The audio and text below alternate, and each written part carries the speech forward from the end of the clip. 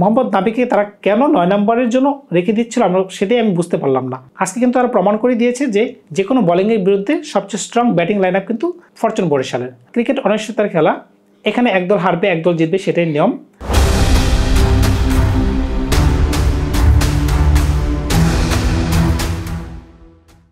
BPL এর প্রথম দিন বুঝতেই পারতেছেন আমরা যারা দর্শক আছি কিংবা আমরা যারা খেলা দেখি কিংবা যারা খেলোয়াড় আছেন তাদের মাঝখানে কোন ধরনের উত্তেজনা বিরাজ করতেছে।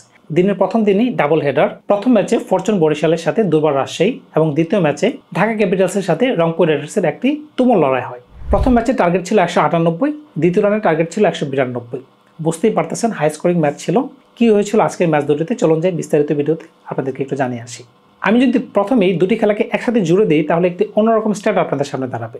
ফরচুন বরিশালের 61 রানে 5 উইকেটের পতন ঘটে, অন্যদিকে ঢাকা ক্যাপিটালসের 65 রানে প্রথম উইকেটের পতন ঘটে। ঢাকা ক্যাপিটালস 191 রান নিতে পারে নাই, সেখানে 40 রানের ব্যবধানে তারা ম্যাচ হেরে গেছে।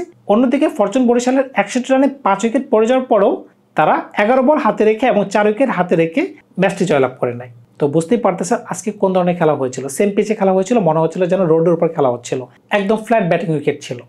আমরা যদি দুর্বার রাজশাহীর ব্যাটিং অর্ডারটা একটু দেখে নিই, কে কত রান করলো আমরা একটু বুঝতে পারবো। এখানে উল্লেখযোগ্য রানের মাঝখানে 51 বলে 65 রান রয়েছে এনামুল হক বিজয়ের, অন্যদিকে ইয়াসির আলী রয়েছে 47 বলে 94 রানের একটা অনবদ্য ইনিংস। কিন্তু আপনারা যদি 13তম ওভার পর্যন্ত খেলাটি খেয়াল করে থাকেন তাহলে আপনি দেখতে পাবেন ইয়াসির আলী ছিলেন 22 বলে 22 রান, অন্যদিকে এনামুল হক বিজয় ছিল 38 বলে 45 রান। দলের সংগ্রহ তখন 90 রানে 2 উইকেট। বুঝতেই পারতেছেন তারা স্লো ব্যাটিং করেছে। স্লো ব্যাটিং করার পরও কিন্তু তারা 197 রানের একটি 5 সমান টার্গেট বিপক্ষ দলকে তারা দিতে সক্ষম হয়। আজকের ম্যাচে ফরচুন বরিশালের ভাগ্যটাই ভালো ছিল, যেখানে ফরচুন বরিশালের 198 রান টার্গেট করতে গিয়ে 61 রানে 5 উইকেটের পতন ঘটে যায়।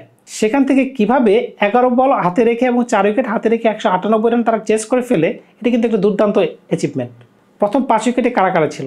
নাজবুল হোসেন শান্ত প্রথম বলে ডাক, তামিম ইকবাল ভালোই খেলতেছিল, তাসকিনের একটি বলে 6 এবং পরের বলে আবার এক টস শট খেলতে যেয়ে এলবিডব্লিউ হয়ে ফিরে যান। ওয়েস্ট ইন্ডিজের কাইল মায়ার্স একটি পোল শট মারতে যান, কিন্তু অতিরিক্ত বাউন্সের কারণে তিনি ক্যাচ আউট দিয়ে বসেন। মিস্টার ডিপেন্ডেবল মুশফিকুর রহিম তার চিরাচরিত সুইপ শট খেলতে যেয়ে তিনি আজকে আউট হয়ে যান। তৌহিদ হৃদয়, যার ব্যাটিং আমরা সবচেয়ে বেশি উপভোগ করতেছিলাম, কারণ আমরা তাকে দেখছিলাম সবসময় তিনি লেগ সাইডে একটু ডমিনেন্ট ছিলেন, কিন্তু আজকে তার শটগুলো সবগুলোই অফসাইড কেন্দ্রিক ছিল, কিন্তু তিনিও বেশিক্ষণ স্থায়িত্ব লাভ করতে পারলেন না। 30-এর করে তিনিও চলে গেলেন। আমরা যদি ফরচুন বরিশালের একটু ব্যাটিং অর্ডারটা একটু দেখে নিই তাহলে আমরা বুঝতে পারবো তারা কিভাবে আজকে কলাপসটি করেছে। ফরচুন বরিশালের উল্লেখযোগ্য পারফরমেন্সদের মাঝখানে ছিলেন 26 বলে 56 রান মাহমুদুল্লাহর, ফাইম আশরাফ 21 বলে 54।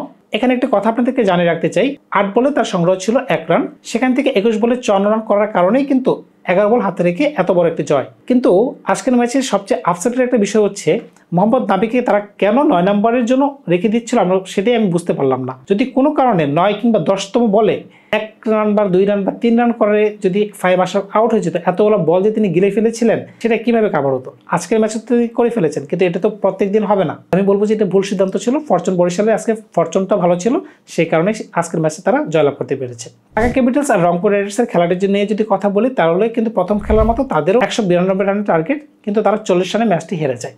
ঢাকা ক্যাপিটালসের প্রথম উইকেটে পার্টনারশিপ ছিল 65 রান। আমার দেখে মনে হচ্ছিল যেন তারা 2 ওভার হাতে রেখে প্রথম ম্যাচের ন্যায় খেলাটি শেষ করে ফেলবে। কিন্তু ওয়েস্ট ইন্ডিজ সফরের man of the series T20 ফরম্যাটের কথা বলতেছি, মেহেদী হাসান, শেখ মেহেদী হাসান, আপনারা ভুল করবেন না, তিনি 4 ওভারে 27 রান দিয়ে 4টি উইকেট তুলে নেন।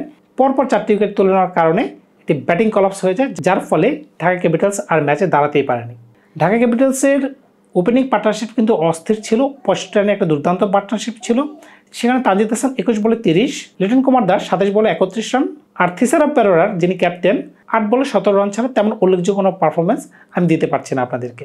বলা বাহুল্য তাদের ব্যাটিং অর্ডারটা আমার দৃষ্টিতে তেমন একটা ভালো লাগছে না। কিন্তু ফরচুন বরিশালের ব্যাটিং অর্ডার যদি আপনারা দেখেন, 9 নম্বরে মোহাম্মদ নাবি ওয়েটিং করছিল তিনি কখন ব্যাটিংয়ে আসবেন, যেখানে 5 উইকেট পড়ে গিয়েছিল 61 রানে, যখন তৈদ আফ্রিদি আউট হয়ে ফিরে যান তখন তারা পিঞ্চ হিসেবে নামিয়ে দিয়েছিল শাহিন শাহ আফ্রিদিকে, যদিও আমি তাতে সম্মতি জানাই না। এরপরে তারা একটা রিস্ক নিয়ে নেয়, ফাইম আশরাফকে তারা নামিয়ে নেয়, তখনও কিন্তু মোহাম্মদ নাবিকে তারা স্টক করে রেখেছিল। তাতে বোঝা যাচ্ছিল এবারের আসলে সবচেয়ে বেশি হট ফেভারিট হচ্ছে ফরচুন বরিশাল। খাতা কলমের দৃষ্টিতে কিন্তু আজকে কিন্তু তারা প্রমাণ করে দিয়েছে যে কোনো বোলিংয়ের বিরুদ্ধে সবচেয়ে স্ট্রং ব্যাটিং লাইন আপ কিন্তু ফরচুন বরিশালের, এবং তাদের বোলিংটাও মোটামুটি ফর্মিডেবল। এখন দেখা যাক, সামনে অনেকগুলো খেলা রয়েছে, একদিনে তো সবকিছু পরীক্ষিত হবে না। ক্রিকেট এমন একটি খেলা যে আপনি শেষ বল পর্যন্ত না দেখলে আপনি বুঝতে পারবেন না যে খেলাটা কি হবে। 6 বলে 36 রান প্রয়োজন, সেটাও পসিবল। ক্রিকেট অনিশ্চয়তার খেলা, এখানে একদল হারবে একদল জিতবে, সেটাই নিয়ম। তো আজকে বিদায় নিলাম, ভালো থাকবেন আপনারা। ধন্যবাদ সবাইকে। দেখা হবে নতুন কোনো ভিডিওতে নতুন কোনো গল্প নিয়ে খুব শীঘ্রই আপনাদের সাথে।